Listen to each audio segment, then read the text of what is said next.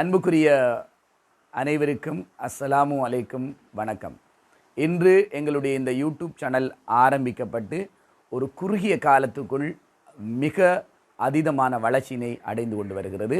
அதற்கு மிக பிரதானமான காரணமாக அமைபவர்கள் ஆசிரியர்களாகிய நீங்களும் எங்களோடு இணைந்திருக்கின்ற அன்புக்குரிய மாணவர்களும் தான்.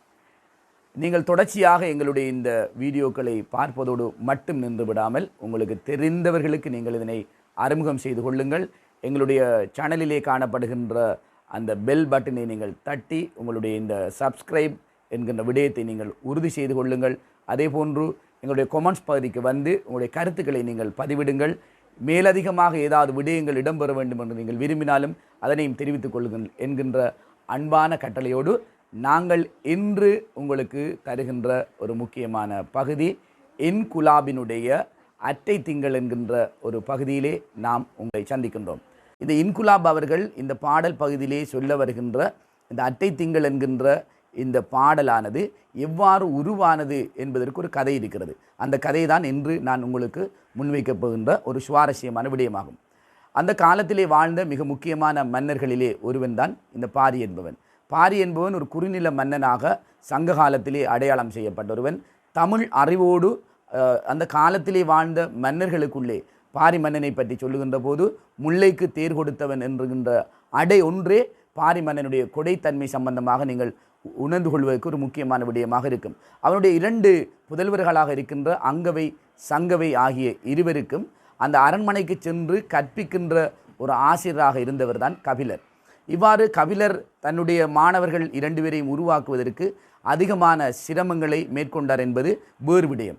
இந்த மாணவர்களிடம் இருக்கின்ற அங்கவை சங்கவை ஆகிய இருவரிடம் இருக்கின்ற முக்கியமான விடயம் என்னவென்றால், இந்த கல்வி அறிவோடு மாத்திரமல்லாமல் அழகிலே அந்த காலத்திலே வாழ்ந்த பெண்களுக்குள்ளே மிக அழகியவர்களாக இந்த அங்கவை சங்கவை என்கின்ற 2 இவருடைய புதல்வர்களும் காணப்பட்டார்கள்.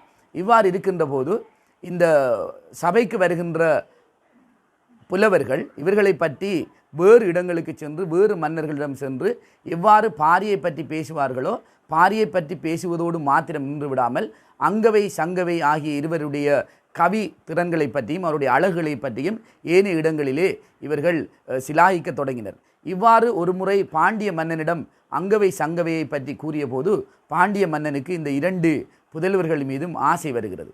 ஏற்கனவே அவர் திருமணம் முடித்து பட்டத்து ராணியை வைத்து கொண்டிருக்கின்ற அந்த பாண்டிய மன்னனுக்கு ஒரு ஆசை வருகிறது, இந்த 2 பேரையும் திருமணம் செய்ய வேண்டும் என்று. உடனடியாக ஒரு ஓலை ஒன்றை அனுப்புகின்றார் தூதுவர் ஊடாக, இந்த பாரி மன்னனுக்கு உன்னுடைய 2 புதல்விகளையும் எனக்கு திருமணம் செய்து தர வேண்டும் என்று. ஆனால் பாரி மன்னனுக்கு அது விருப்பமில்லை என்று சொன்னபோது அவன் பதில் ஓலையினை அனுப்புகிறான். இப்போது கோபம் கொண்ட பாண்டிய மன்னன் இந்த பாரியின் மீது போர் தொடுப்பதற்கு தயாராகின்றான். அந்த சந்தர்ப்பத்திலே பாண்டியனோடு இணைந்திருக்கின்ற சேர சோழர்களுக்கும் இந்த செய்திகள் தெரிகின்றன. சேர சோழர்களும் என்ன செய்கிறார்கள் என்றால், போர் செய்வதாக இருந்தால் அதற்கு ஒரு காரணம் வேண்டும் என்பதற்காக அவர்களும் இந்த அங்கவை சங்கவையினை எங்களுக்கு திருமணம் முடித்து தருமாறு மீண்டும் பாரிக்கு மேலும் ஒரு சுமையினை இவர்கள் சுமத்துகின்றார்கள். இந்த 3 பேருடைய கோரிக்கைகளும் நிராகரிக்கப்படுகின்ற போது இவர்கள் இப்போது பாரியினுடைய பரம்பு மலையை நோக்கி தங்களுடைய படையெடுப்பினை மேற்கொள்கின்றார்கள். பாரியினுடைய பரம்பு மலையை பொறுத்தவரையில் பாரி தன்னுடைய இருப்பிடமாகவும் தன்னுடைய ஏனைய விடயங்கள் எல்லாவற்றுக்கும் உரிய ஒரு வாசஸ்தலமாகவும் பயன்படுத்தியது இந்த பரம்பு மலை தான். ஏன் காரணம் என்றால், இந்த சமகாலத்திலே இருந்த சேர சோழ பாண்டியர்களுக்கு கிடைக்காத பல்வேறு விதமான இயற்கை அழகும் இயற்கை அம்சங்களும் கிடைத்த ஒரு மலை தான் இந்த பரம்பு மலை என்று சொல்லப்படுகிறது. ஆகவே பரம்பு மலையிலே இருக்கின்ற பாரியின் மீது இவர்கள் போர் தொடுக்க ஆரம்பிக்கிறார்கள். போர் தொடுத்து வருகின்ற போது இதனை அறிந்த பாரி மன்னன் இவர்கள் மலையிலே ஏற விடாமல் தடுப்பதற்காக மேலே இருந்து கற்களையும் பெரும் பெரும் மலைகளில் உடைக்கப்பட்ட அந்த தூண்களையும் கீழே சாய்த்து அந்த மன்னர்கள் சேர சோழ பாண்டியர்கள் மேலே ஏற விடாமல் தடுக்கின்ற ஒரு முயற்சியினை இந்த பாரி மன்னன் செய்கின்றான். இப்போது மேலே அவர்களுக்கு வர முடியாமல் சேர சோழ பாண்டியர்கள் கீழே நின்று தங்களுடைய போரை தொடுக்கிறார்கள். ஆனால் அந்த போரில் அவர்களுக்கு வெற்றி கொள்ள முடியாத ஒரு சூழல் ஏற்பட்டது. இவ்வாறு இருக்கின்ற போது கீழே இருக்கின்ற மூவேந்தர்கள் யோசிக்கிறார்கள், பாரியினுடைய இந்த போரை தடுக்க வேண்டுமாக இருந்தால் அல்லது பாரியை வெற்றி கொள்ள வேண்டுமாக இருந்தால் அவர்களுக்கு செய்கின்ற ஒரே ஒரு கைங்கரியம் இருக்கிறது.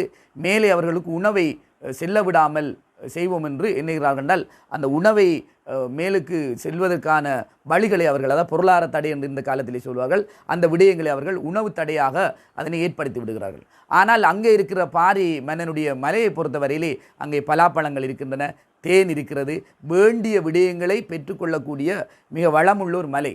ஆகவே பாரி என்ன செய்கிறார் என்றால் தன்னிடம் இருக்கிற அந்த உணவுகளை பயன்படுத்தக்கூடிய ஒரு நுட்பத்தை ஆரம்பித்து அந்த விளைச்சலை அதிகரிக்க செய்து அதனை தொடர்ச்சியாக உண்டு கொண்டிருக்கிறான். இவ்வாறு உண்டு கொண்டு தன்னுடைய காலத்தை கழித்து கொண்டிருக்கிற நேரம் பாரியோடு இருக்கின்ற கபில முனிவர் என்ன செய்கிறார் என்றால் ஒரு ஓலையினை இந்த சேர சோழ பாண்டியர்களுக்கு கீழே இருக்கிறவர்களுக்கு அனுப்புகிறார் என்றால், நீங்கள் எத்தனை நாட்கள் இருந்தாலும், பெரிய பெரிய யானைகளை கொண்டு இந்த இடத்திலே கட்டினாலும், பெரிய பெரிய குதிரைகளை நீங்கள் தூண்களிலே கட்டினாலும் பாரியினை வெல்ல முடியாது என்கின்ற ஒரு இருமாப்பான செய்தி ஒன்றினை இந்த சேர சோழ பாண்டியர்களுக்கு ஓலையாக அனுப்புகிறார். சேர சோழ பாண்டியர்கள் மீண்டும் அதிகமான கோபத்தை கொள்கிறார். காரணம் என்னென்றால் அந்த காலகட்டத்தில் இருந்த மன்னர்களிலே சேர சோழ பாண்டியர்களை விட மிக திறமை உள்ள அல்லது போர்க்குணமுள்ளவர்களை காண முடியாது. இவர்களுக்கு கோபம் ஏற்படுகிறது.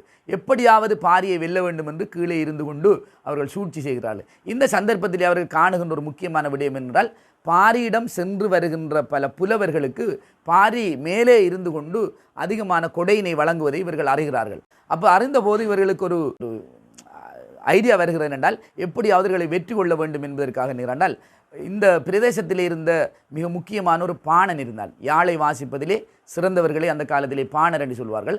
அந்த பாணனை மேலே அவனை அனுப்புகிறார்கள் இவரோட ஒற்றனாக.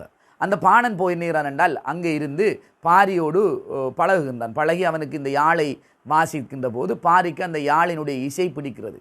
பிடித்தபோது பாரி என்ன என்றால் முழுமையாக அந்த பாணனை நம்புகிறான். இந்த பாணன் சிறிது காலம் அங்கே ஒரு குறிப்பிட்ட காலங்கள் அந்த மேலே இருக்கிற, அதாவது மலையில் இருக்கிற அந்த மலை வாரத்திலே இருந்து கொஞ்ச காலம் இந்த பாணன் தங்குகிறான். தங்கி பாரியினுடைய விசுவாசத்துக்குரியவனாக மாறுகிறான். ஆனால் அவன் இவர்களுடைய ஒற்றன் என்று அவருக்கு தெரியாது.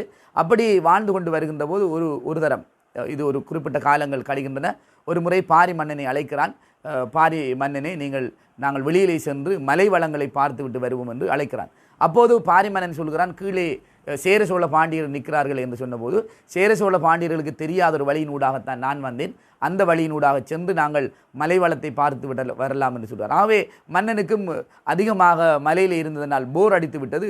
உடனடியாக கபிலரிடம் சொல்லாமல் இந்த பாரி மன்னன் என்கிறார் என்றால் இந்த வழியினூடாக சென்று மலை வளத்தை பார்ப்பதற்காக செல்கின்றான். அந்த மலை வளத்தை பார்த்து கொண்டிருக்கின்ற போது, காட்டு வழியால் வருகின்ற போது சேர சோழ பாண்டியர்கள் தங்களுடைய அம்பை எய்து பாரியை கொலை செய்கிறார்கள்.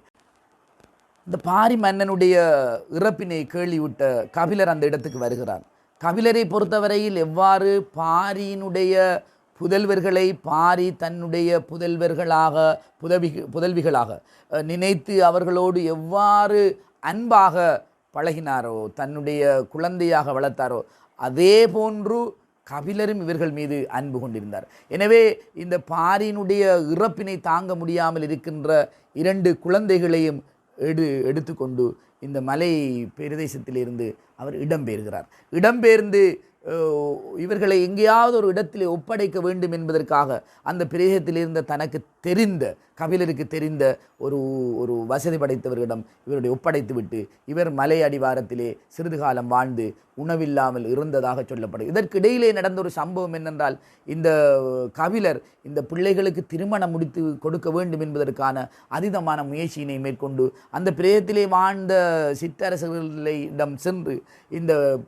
குழந்தைகளை, இந்த பாரி மகளிரை திருமணம் செய்து கொள்ளுமாறு வேண்டுகிறார். ஆனால் அவர்கள் யாருமே அதனை ஏற்றுக்கொள்ளவில்லை. காரணம் என்னவென்றால், சேர சோழ பாண்டியர்களால் விரும்பப்பட்ட இந்த பெண்களை, அதற்காகவே போர் செய்த இந்த பெண்களை நாங்கள் திருமணம் முடிப்பதற்கு தயாரில்லை என்று அவர்கள் மறுத்துவிட்டார்கள். ஆகவே அந்த கவலையினின் காரணமாகத்தான் சிறிது காலத்தின் பின்னர் அவர் உயிரிழந்ததாக சொல்லப்படுகிறது. அப்போ இதன் பிறகு ஒரு நாள் இந்த பாரி மகளிர் இந்த கவலையோடு இருக்கின்ற நேரத்திலே தான் அந்த மாதத்திலே ஒரு நிலவிலே, அந்த நிலவு வருகின்ற போது அந்த நிலவிலே இருக்கின்ற இந்த அங்கவையும் சங்கவையும் அந்த நேரத்திலே தன்னுடைய தந்தையாகிய பாரியை நினைத்து பார்க்கிறார்கள். பாரி இருந்திருந்தால், பாரி இந்த நாளையில் இருந்திருந்தால் எங்களோடு எப்படி இருந்திருப்பார் என்கின்ற விடயங்கள் எல்லாம் அவர்களை அதிகமாக தாக்குகிறது. தங்களுக்கு ஏற்கனவே இருந்த தமிழ் புலமையை வெளிப்படுத்துவதற்கான ஒரு சந்தர்ப்பமாக அவர்கள் கொண்டு அவர்களால் பாடப்பட்ட இந்த பாடல்தான் அட்டை திங்கள் அவ்வன் நிலவில் என்ற இந்த பாடலாகும். இந்த பாடல் வந்த கதை இதுதான். இந்த கதையினை இந்த பாடலை படித்ததன் பின்னர் இவர்களை சந்திப்பதற்காக அவ்வை மூதாட்டி வருகிறார். ஔவையார் வந்து தனக்கும் பாரி மன்னருக்கும் இருந்த உறவை இவர்களிடம் கூறி இவர்களை அரவணைக்கிறார், இவர்களுக்கு ஆலோசனை கூறுகிறார், இவருடைய தமிழ் பற்றை அவர் பாராட்டுகிறார். மெச்சுதலோடு அவர் நின்று விடாமல் இவர்களுக்கு திருமணம் முடிக்க வேண்டும் என்கின்ற முயற்சியின் பலனாக அந்த காலத்திலே வாழ்ந்த மலையமான் என்கின்ற ஒரு மரபிலே உதித்த 2 புதல்வர்களை இந்த ஆகியோருக்கு சங்கவை ஆகியோருக்கு திருமணம் செய்து வைக்கின்றார். இந்த திருமணத்தோடு அவர்கள் பிறகு அவர்களுடைய வாழ்க்கை சென்றதாக சொல்லப்படுகிறது. ஆகவே இந்த கதையினுடைய ஆரம்பம் என்ன? இன்குலாப் இந்த பாடலை அடிப்படையாக கொண்டு இந்த நாடகத்தினை எழுதியிருக்கிறார் என்றால், இந்த நாடகத்தினுடைய உருவாக்கத்துக்கு அவருக்கு துணை நின்ற விடயம் இந்த பாரி மகளிரால் புறநானூரிலே பாடப்பட்ட இந்த பாடலாகும்.